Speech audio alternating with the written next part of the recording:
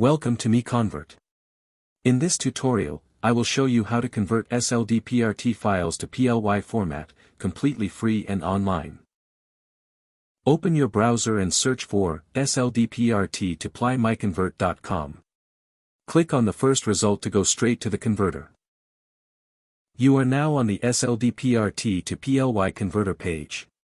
The interface is clean and easy to use. Let's upload a file. Click the Choose File button. A file picker will open. Select the SLDPRT file you want to convert, then click Open. Your file is loaded and ready. You can see the file name, size, and destination format. Click Convert now to start the conversion. The conversion is in progress. You can see the progress bar moving.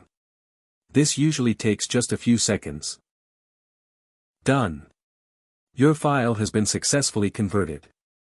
Click Download to save the PLY file to your computer. That's it. Visit MiConvert.com for more free conversion tools. Subscribe for more tutorials. Thanks for watching.